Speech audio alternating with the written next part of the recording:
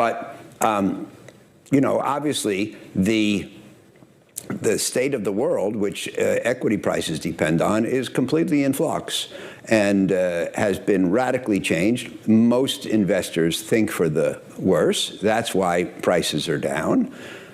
The question, of course, is whether they're down too much, just right, or not enough. And almost nobody can say. How do you start to even measure something like a potential paradigm shift, like the tariffs that were announced earlier this week? Well, first of all, of course, measure is the wrong word because that suggests some quantification, which is impossible. There's nothing to measure.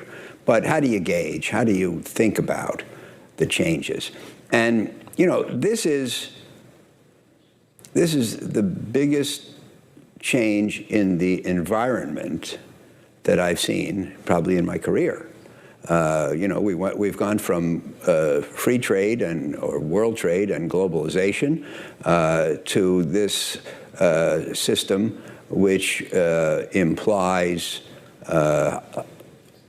significant restrictions on trade in every direction and a step toward isolation for the United States.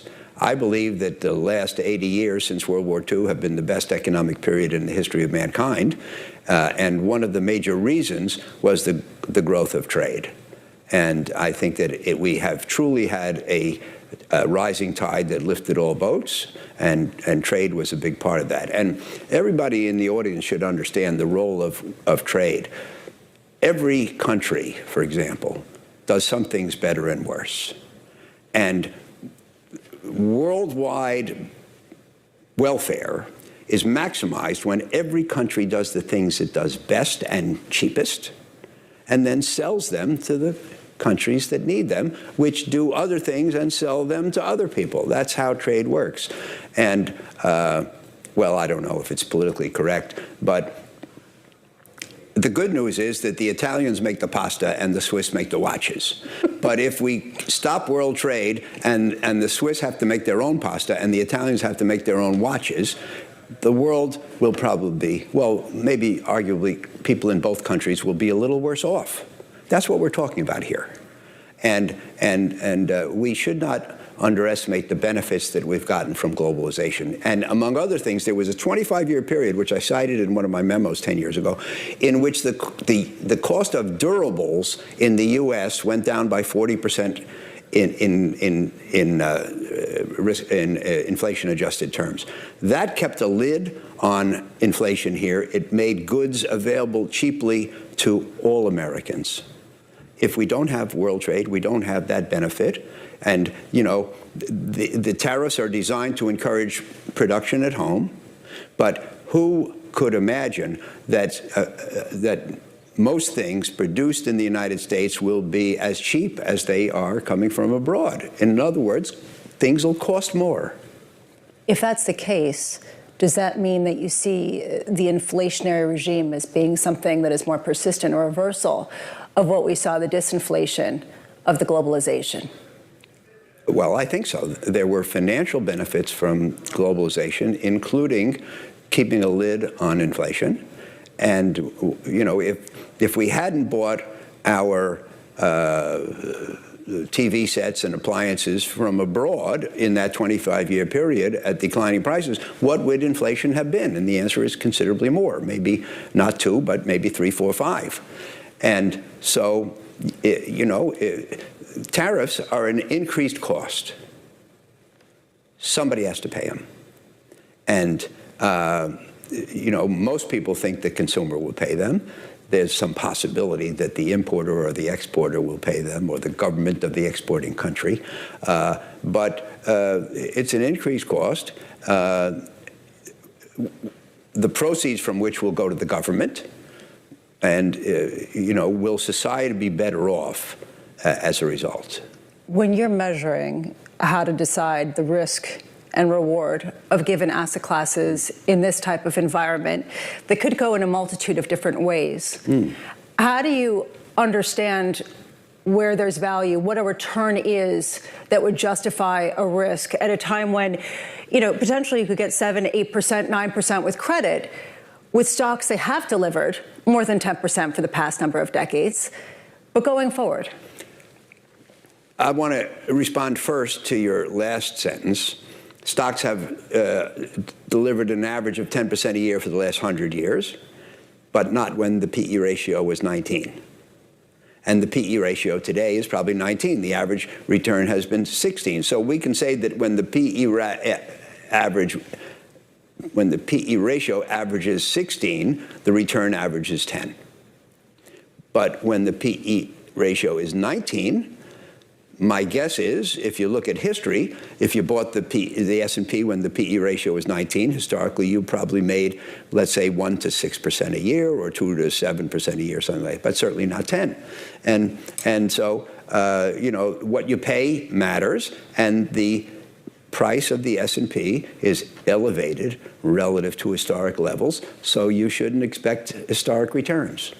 Whereas in credit, one of your arguments is you can expect to get that return because the default risk isn't as great as some of the excess spreads and what you're getting in all-in yields. Well, with credit is a newfangled word for fixed income, which was a newfangled word for bonds.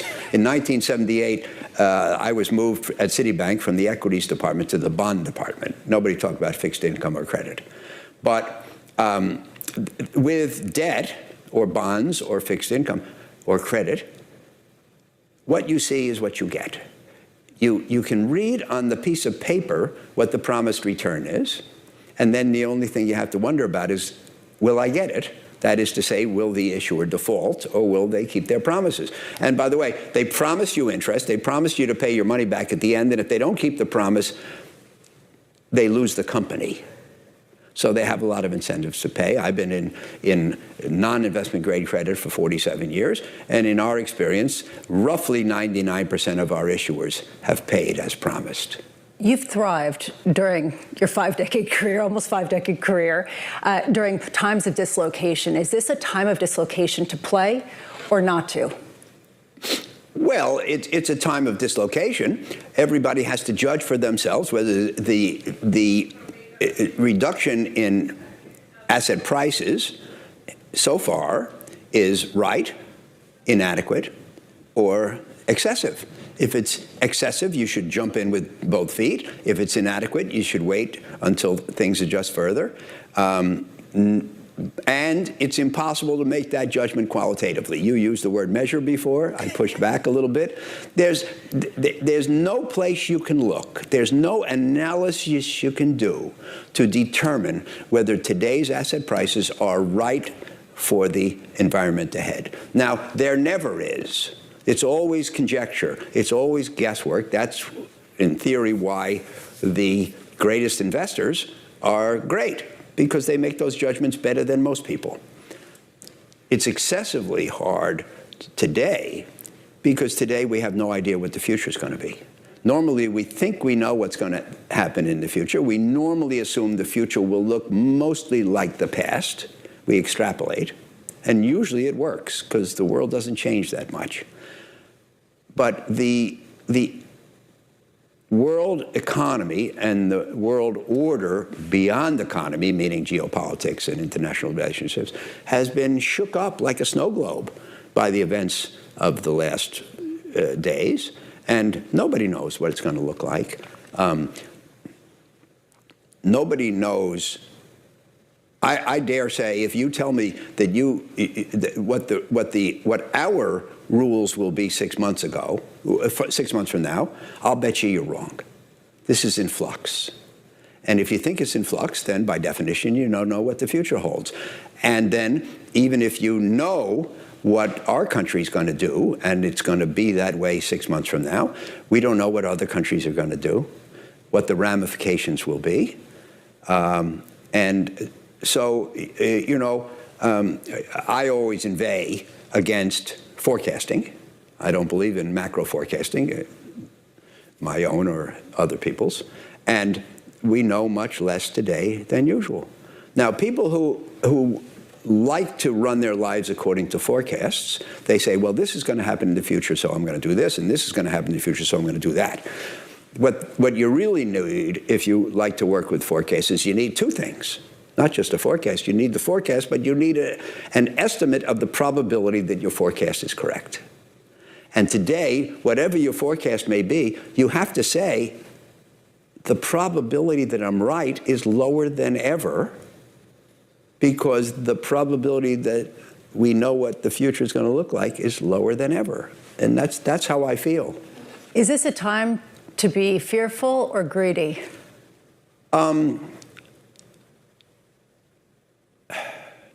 You know, what you have to say, Bloomberg's offices, you have to think in terms of your neighbor. The department store. Bloomingdale's. Bloomingdale's just put everything on sale. Prices have come down for the S&P, 8% in the last 2 days, and much more in the last 6 weeks. It's on sale. That should encourage people to think about buying. Will they go down further? Nobody knows. Are the prices fair? Nobody knows. But everybody runs from the market when prices go down because they think it connotes risk. It's just stuff going on sale. And, of course, it takes, well, I was going to say a pro, but it takes a prescient pro, of which there aren't many, to know whether, as I keep saying, the discounts are adequate or appropriate. But certainly you have to look, and it doesn't make any sense to say, just a minute, I did X, Y, Z when the price was 100. Today the price is 90, so I'm going to boycott it. That doesn't make any sense on its face. You have to take a hard look. Do you still think that the U.S. is the best place to invest? I think it's probably still the best place, but it's less best than it used to be, because I think that, if you think about the things that made it the best place, one of them was the rule of law. That may be less the fact today.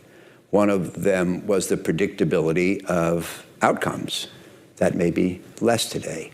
One of them was the worst thing about investing in the United States for many years has been our fiscal situation, our deficits and debts. And the U.S. has behaved like somebody who has a golden credit card where there's no credit limit and the bill never comes. So, of course, you can spend more than you make. And that's And if somebody has a golden credit card, well, what would you do? Well, you might buy a nice car, but what the hell? You might as well buy all the cars because the bill's not going to come. And that's the way we've behaved. And that's the way Washington has spent money. But can the events of the recent days change that? Can they cause there to be a credit limit? Can they cause a bill to be presented at some point in time? And if the answer to either or both of those questions is yes, that's a real risk. If people don't like the dollar, don't like investing in the United States, don't want to hold an unlimited number of treasuries, if we just make people mad and say, the U.S. is still a great credit, but I don't want to hold their debts because look how they're treating me, the fiscal situation will be very complicated. Howard Marks, we have to leave it there. That was Oaktree Capital co-chairman Howard Marks. Thank you so much. Back to you.